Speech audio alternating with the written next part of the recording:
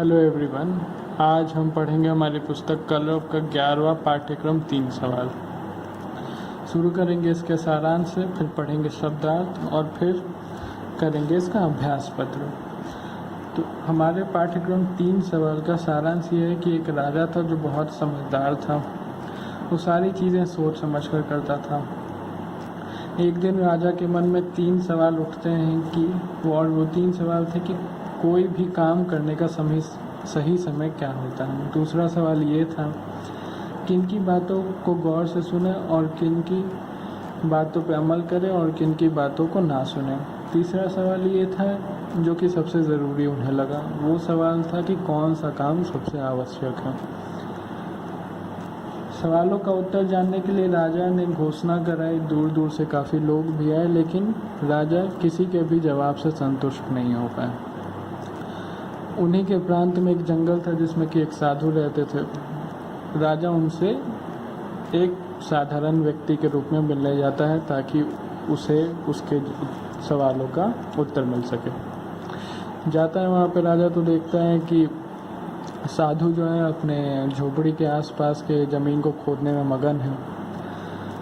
उन्होंने राजा को देखा लेकिन कोई प्रतिक्रिया नहीं की। फिर राजा उनको काफ़ी देर तक देखता है, लेकिन फिर भी साधु अपने काम में मगन रहते हैं। साधु को थका हुआ देखकर राजा का मन पसीज उठता है और राजा भी कुदारी लेके खोदने लगता है उनके आसपास के झोपड़ी की ज़मीन। जब काम ख़त्म हो जाता है तो राजा उनसे अपने सवाल पूछता है, कहता है कि मेरे ये 3 सवाल है, लेकिन फिर भी साधु उसका कोई जवाब नहीं देते हैं।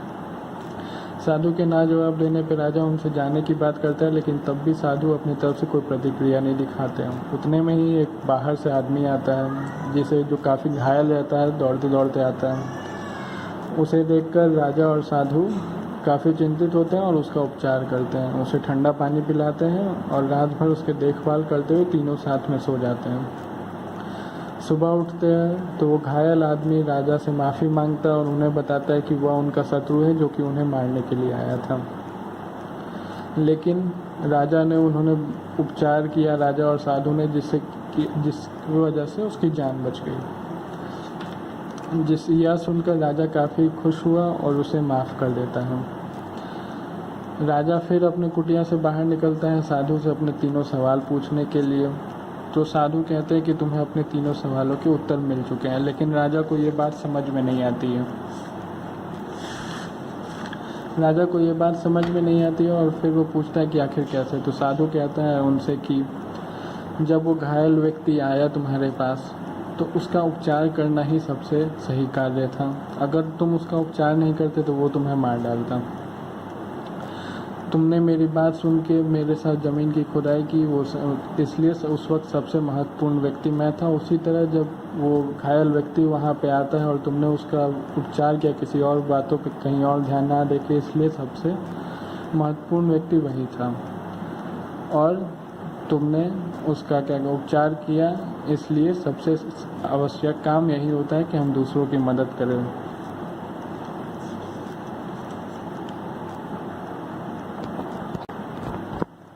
तो इस तरह से राजा को अपने 3 सवालों का उत्तर मिल जाता है। उसके पहले सवाल का उत्तर यही है कि सबसे सही समय वही होता है जब हमारे पास किसी कार्य को करने की किसी तरह की शक्ति होती है।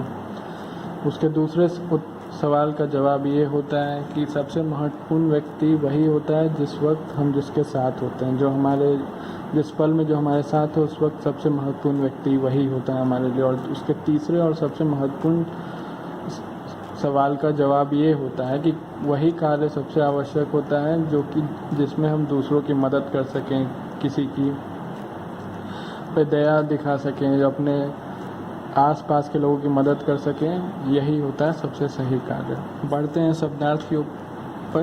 तो ऐसे होता है, मैं सारांश करता हूँ और यहाँ से बढ़ते हैं शब्दार्थ के ऊपर। तो पहला शब्द है यथेष्ट, जिसका कि अर्थ होता है इच्छित, जितना चाहिए उतना। दूसरा शब्द है रणनीति, जिसका कि अर्थ होता है युद्ध नीति। तीसरा शब्द है हमारा सलाहकार, जिसका कि अर्थ होता है सलाह या राय देने वाला। चौथा शब्द हमारा मन पसीज उठा, ये है एक मुहावरा जिसका कि अर्थ होता है मन में दया भाव उत्पन्न होना, किसी के लिए भी मन में दया का आना, इसे कहते हैं मन पसीज उठना। अंगरक्षक का अर्थ होता है जो हमारी सुरक्षा करता है, जो सिपाही हमारी सुरक्षा के लिए होता है उसे अंगरक्षक कहा जाता है। प्रतिशोध का अर्थ ये होता है कि जैसे किसी ने हमारे साथ कुछ गलत किया तो उसके बदले में हम क्या करते हैं, ये हमारा प्रतिशोध होता है। तो अब बढ़ते हैं अभ्यास पत्र की ओर। शब्दों का खेल। पहला प्रश्न हमारा, नीचे लिखे गए उपसर्गों को जोड़कर शब्द बनाओ। तो उपसर्ग हमारे प्रति और अनु। यहाँ प्रति उपसर्ग है और अनु उपसर्ग, और यहाँ कुल। प्रति में कुल जोड़, कुल हमारा मूल शब्द है। प्रति में उपसर्ग में मूल शब्द मिला तो हमने प्रतिकूल बनाया, प्रति और कुल।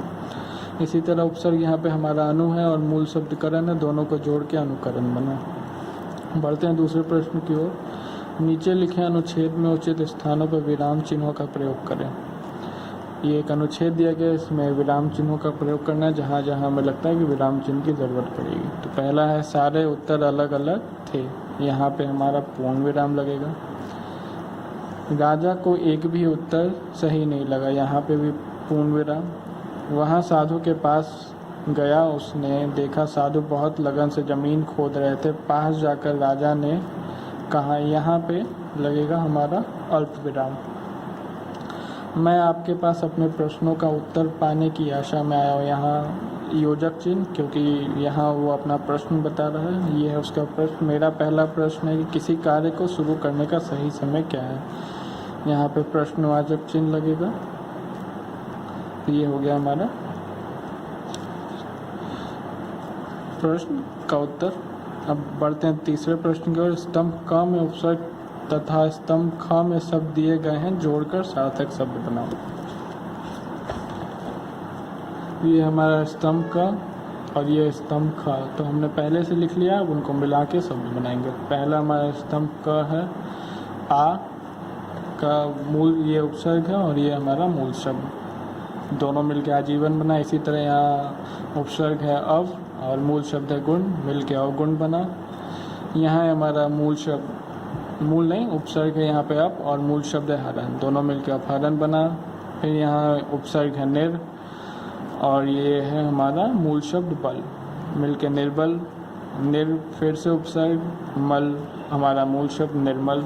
निर उपसर्ग आदर, मूल शब्द निरादर। सु हमारा उपसर्ग लेख, मूल शब्द मिलके बना सुलेख, सु। फिर यहाँ उपसर्ग है और गम, यहाँ मूल शब्द है सुगम। अप यहाँ पे उपसर्ग, मान यहाँ पे हमारा मूल शब्द मिलके बना अपमान। फिर यहाँ पे अव उपसर्ग, तार मूल शब्द मिलके बना अवतार। आ मूल उपसर्ग और गमन मूल शब्द मिलके बना आगमन। निर हमारा यहाँ पे उपसर्ग और दोष मूल शब्द मिलके बना निर्दोष। यहाँ आ हमारा फिर से है उपसर्ग और हार मूल शब्द मिलके बना आहार। प्र उपसर्ग ख्यात मूल शब्द मिलके बना प्रख्यात। सु हमारा उपसर्ग, पुत्र हमारा मूल शब्द मिलके बना सुपुत्र। बढ़ते हमारे दूसरे प्रश्न की ओर। दिए गए शब्दों में समानार्थक शब्दों के अक्षर जाल से खोज निकालो। इन्हें ऊपर से नीचे तथा बाएं से दाएं ढूंढ सकते हो। ये हमें ढूंढ के हमने पहले से लिख लिया है। तो चंद्रमा का समानार्थी शब्द होता है तारापति। अश्व यानी घोड़ा, आम यानी रसाल, पानी यानी नीर, सोना यानी कनक, अग्नि यानी पावक, आकाश यानी नभ या अंबर, मनुष्य यानी जन, कमल यानी पंकज, पिता यानी जनक। ये सारे समानार्थी शब्द हमने पहले से मिला के रखे हैं और ये है उनके उत्तर। बढ़ते हैं अगले प्रश्न की ओर।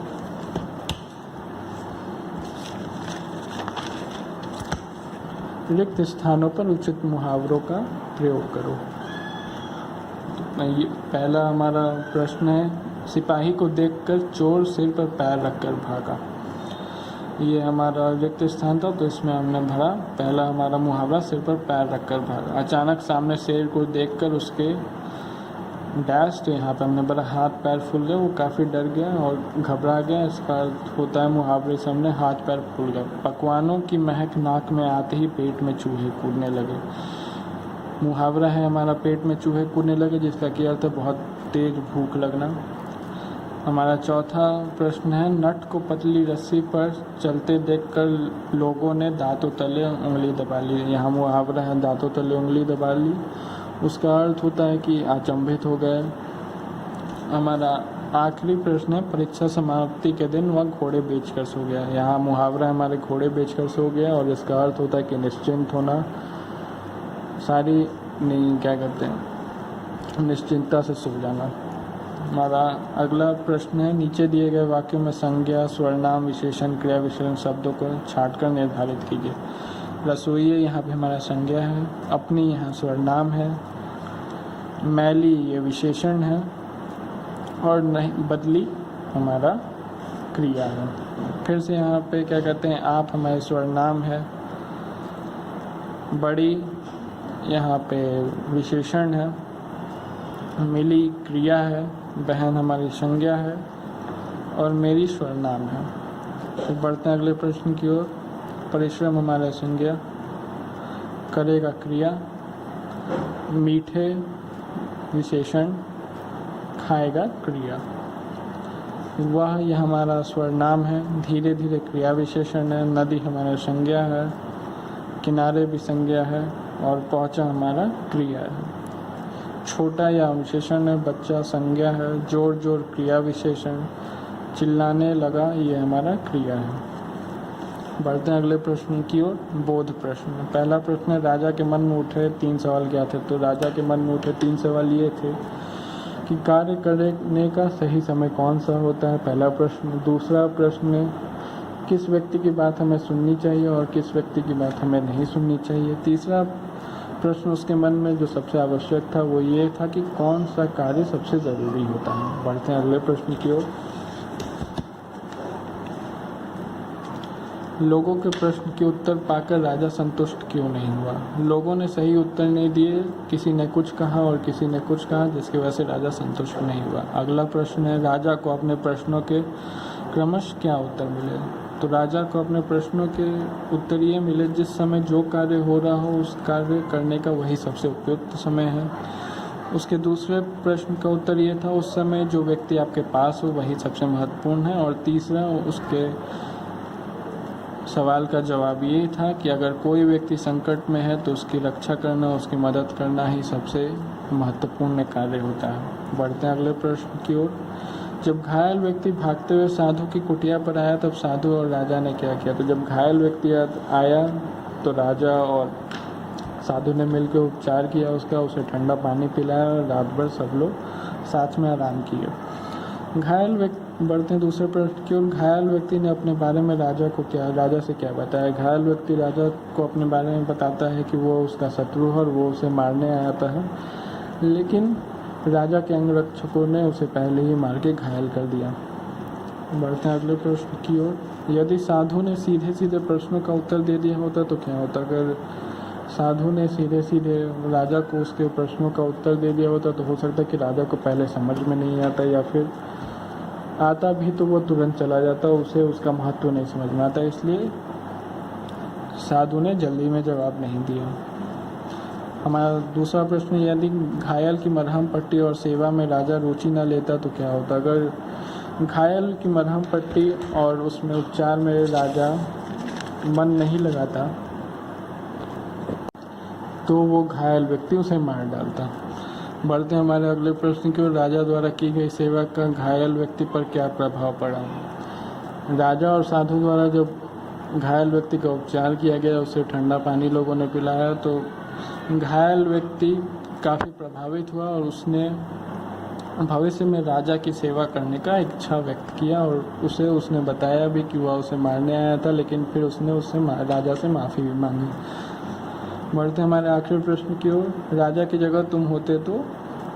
पहला प्रश्न है, साधु की कुटिया पर पहुंचकर क्या करते? तो साधु पर कुटिया पर पहुंचकर हम हमारा अपने प्रश्नों का उत्तर जानना चाहते, उससे अपना प्रश्न सामने रखते और प्रश्न पूछते उससे। हमारा आखिरी सवाल है, घायल व्यक्ति के साथ कैसा व्यवहार करते? घायल व्यक्ति की हम ज़रूर मदद करते, उसका ध्यान रखते, उसका उपचार करते, क्योंकि किसी भी व्यक्ति जो परेशानी में है, दुख में है, हमारा कर्तव्य बनता है कि हम उसका ध्यान रखें, उसका उपचार करें, उसकी सेवा करें। यही मनुष्य धर्म है। तो आज के लिए इतना ही। धन्यवाद।